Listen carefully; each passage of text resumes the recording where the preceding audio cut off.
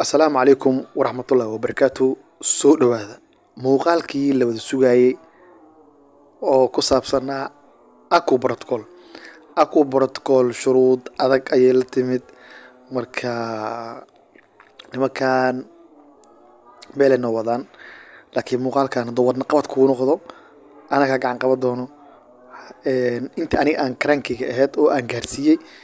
haddii aad ka badin kartana waa ka fiican haddii aad adigana levelkiisu gaari kartana waa okay. shalay waxay soo dhigeen in la iska rabo nomid wax loo yaqaano ama nomid protocol waana mastiya dhaheen in meeshaas la tago oo scoorka la fiiriyo si aad lacagta u hesho. marka shuruudihii ay soo bandhigeen waxaa ka mid ah inaad nomid aadid, inaad taabatid large bottomka, inaad walletkaaga ku xirato, inaad calculate your on-chain score fiirisid, inaad fiirisid walletkaaga inuu ton yahay, inaad transaction fee haysatid, inaad mint score aad samaysid NFT. marka milinka ugu horeeyo maxaa waaye oo mint dhahdane waa free sa sheegeen waxaa la iska qaadaa inaad transaction fee oo keliya. adiga marka shaqooyinka lagaa rabo marka maxay tahay marka linkiga oo la iska rabo waa idin soo dhigi doonaa. waxaa loo yaqaanaa nomid app kana shaqada ka dhacaysa marka shaqada marka dhacayso iyaga muhiimadda ay kala yihiin waxaa waaye kulli sidii ay sheegeen score ayaa la sameynaa oo halkan lagu sameynayo. adiga marka masti waxa ah ama waajib ah inaad haysato ton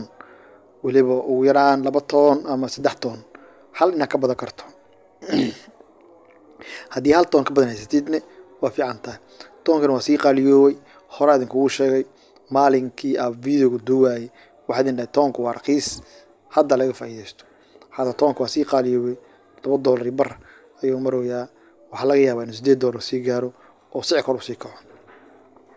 marka ton aad raadsanaysaa walletkaaga tonkaa tagay waxaad raadsanaysaa ton haddana lacag uma jirto. sidoo kale waxay dhaheen transaction fee-ga oo tokenka markii lagu siinayo transaction fee la iska rabaa. waxay ku soo qoreen article laga diyaariyay medium warbaahinta la dhahayo ama journalka medium la dhahayo ku soo qoreen maximum waxay dhaheen $50 ku baxayso in transaction fee la isticmaalo. kontonkaas lama gaarin laakiin hadda shaqada taala ah waxay tahay in aad transaction fee samayso. mintiga marka la iska rabo ama scoorka la iska rabo waad ka badin kartaa adiga haddii aad ku shubato lacag ka badan intaan kuu sheegayo oo sida 1 ton 2 ton ilaa 3 ton. wax lagaa qaadayna waxaa waaye transaction fee halkii mar waxay qosanayaan 0.25 oo ton ah oo u dhiganta $1.75 halkii mar ay goosanayaan ama $1.5. marka si aad ton ugu shubato lacag ton ugu shubato walletkaaga tonka tagaysaa meeshaas ay ku qoran tahay receive ayaad ku dhufanaysaa. kadib halkaas ay ku qoran tahay address copy ayaa ku dhufanaysaa. qofka aad u diraysa marka waxaad leedahay waxaan u baahanahay lacag ton u baahanahay USDT ma u baahnid ton u baahan tahay hadda adiga. markii tonkaaga halkan kuu soo galo oo halkan kuu soo aragtid shaqada marka intay ka dhaceen marka hore ton ay shaqada soo dhacee kadib waa score aadaysaa. shaqada laga rabo maxay tahay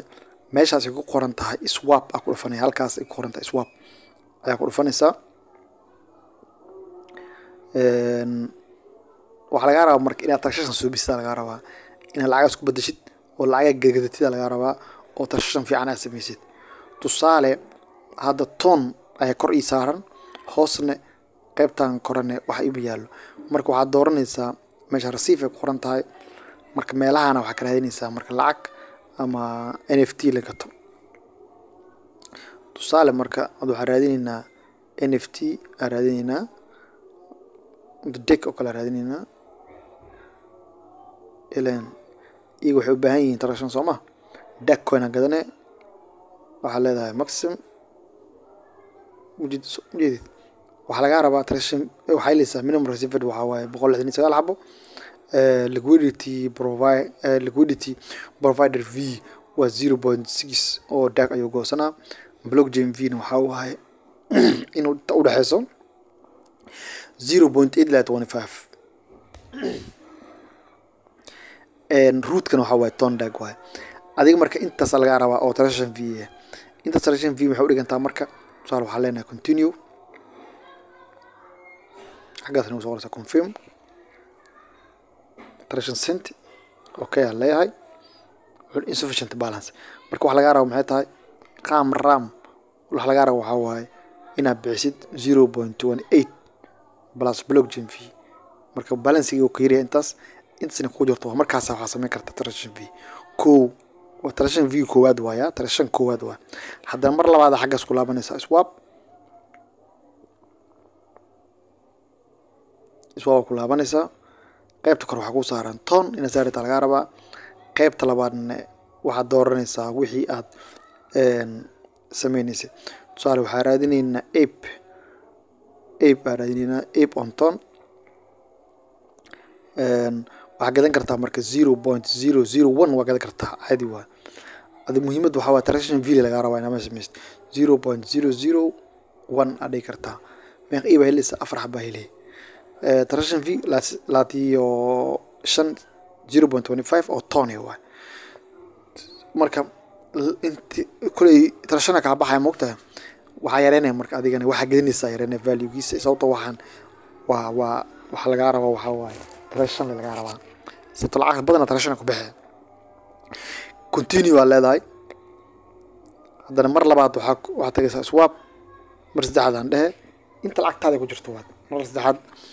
adiga ilaa 4 jeer ay swap soo binay. marka 4 jeer oo kala soo bisid ana 3 jeer oo kala soo suubiye marka soo suubisid waaya waxaad imaanaysaa telegramkaaga imaanaysaa linkiga aan ku soo dhigo oo nomid app ayaa ku dhufanaysaa. waxaa soo dhigi doonaa qaybta commentiga youtube ka soo dhigi doonaa linkigiisa kana ku soo dhufanay markuu saan kugu soo baxo adiga marka qaybtan dhexe weyn ayaa ka saaran kan weyn ayaa ku dhufanaysaa qaybtan dhexe oo sidaan oo kala ah inta kugu soo baxayo kaasa ku dhufanay wallet-kaaga ku xiro ku leeyahay waxaad ku xiraysaa wallet-kaaga tonka ku xiray kadib meeshan farming ku dhufsan kartaa maalin walba. marka shaqada meesha ka dhacaysa waa marka halkan waxa ku dhufanaysaa bartaasa ku dhufanaysaa wuxuu ku leeyahay calculate your ton score macnaheedu way shaqooyinka soo qabatay oo tonka soo dhex qabatay halkan calculate ku suubinaysaa. waxay xisaabinayaan marka transaction-ka aad suubisay inta uu value noqday. hadda aniga shalay aan sameeyay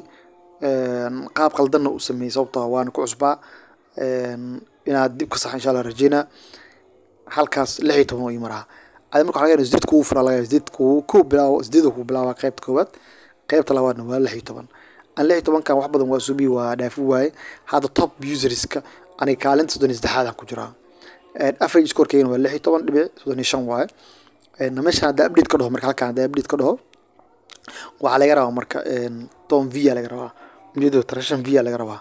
update waa dhigi karaa laakiin transaction v laga rabaa. okay marka muhiimadu waxay tahay sidii aad u sameey lahayd score-ka qaabka ku kala gareeyay score-ka waxa kala gareeyay waxa waaye tonka marka hore tagaysaa waxa soo sameeysan transaction v soo sameynaysaa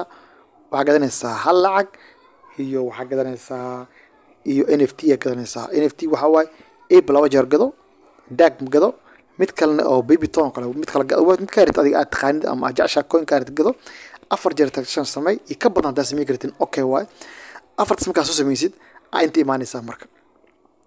hadda meesha aan score-keyga inta ku soo qorayso u jeedid score-keyga waa 16.05 sidoo kale score-keyga waxa lagu dhufanaa marka times 1.16 lagu dhufanaa marka 1.16 marka 1.16 adiga score-kaaga isla markiiba ku soo qormaayo after 24 hours ku soo qormaa xaggan hoose isla markiiba ku soo qormo. hadda tusaale caawa kala sameeysid score-ka aad sameeysid mintiga caawa sameeysid biri habeen dambe xiligan oo kale ama xiliga aad sameeysid xiligiis kale ayuu halkan kugu soo qormaa score-ka mintiga.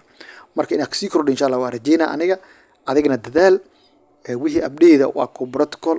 insha Allah ku protocol waxa ku dadaalina godkeena la gashaa la galeena ilaa ay noogu diidaan ee dhahan ma idin siineeno ee dhahan godka ka too galeena ma fahantiin ceelka ee galaan soo qabanayna qadii aad u baahan tahay lacag toonaane whatsappka aan idiin soo dhigay qaybta telegramka